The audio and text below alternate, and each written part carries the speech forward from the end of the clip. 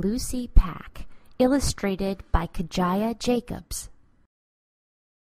It was a sunshiny Sunday afternoon, and like every sunshiny Sunday afternoon, Little Red Riding Hood was off to see her grandmother. Her mother packed her a picnic, kissed her goodbye, and gave Little Red Riding Hood the same warning she gave her every week. Go straight to grandmother's house. The woods are dangerous, so be very careful.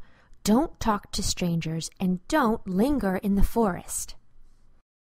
However, when she got to the middle of the woods, Little Red Riding Hood got so distracted by the fresh new flowers that she forgot her mother's warning and lingered in the woods long enough for a strange figure to make its way towards her.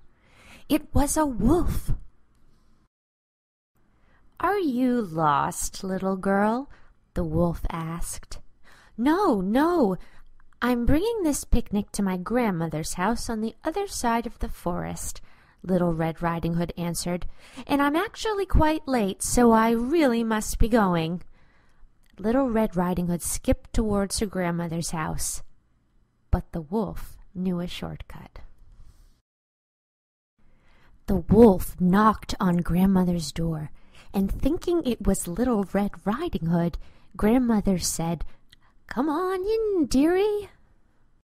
Just as she was pulling fresh-baked cookies out of the oven, grandmother noticed the reflection of a wolf in the oven door. Grandmother didn't even remove her oven mitts before the wolf gobbled her up. The wolf heard a soft knock on the door as he slipped into one of grandmother's nightgowns. "Come on in, dearie," he said as he squirted some of grandmother's perfume behind his ears. By the time Little Red Riding Hood stepped into the house, the wolf had nestled into grandmother's cozy bed. "You don't look very well," Little Red Riding Hood said. "I just have a touch of a cold, dearie," the wolf replied. Little Red Riding Hood tiptoed towards the bed. "But grandmother, what big ears you have!" she exclaimed.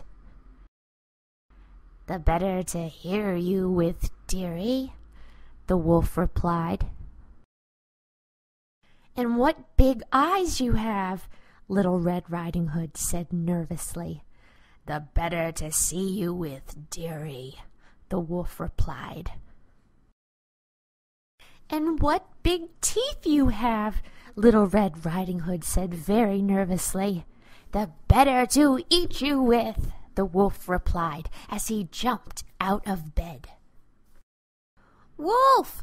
Wolf!" cried Little Red Riding Hood as loud as she could while running as fast as she could. Luckily, grandmother's neighbor was outside planting in his garden, and he heard Little Red Riding Hood's cries.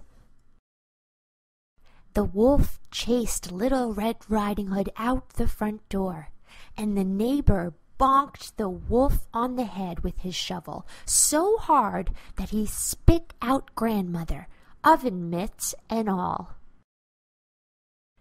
Grandmother was quite shook up, but after a long hug from Little Red Riding Hood, she felt much better. Little Red Riding Hood, grandmother, and the neighbor gobbled up the batch of cookies as Little Red Riding Hood promised to never linger or talk to strangers again, and to always listen to her mother's warnings.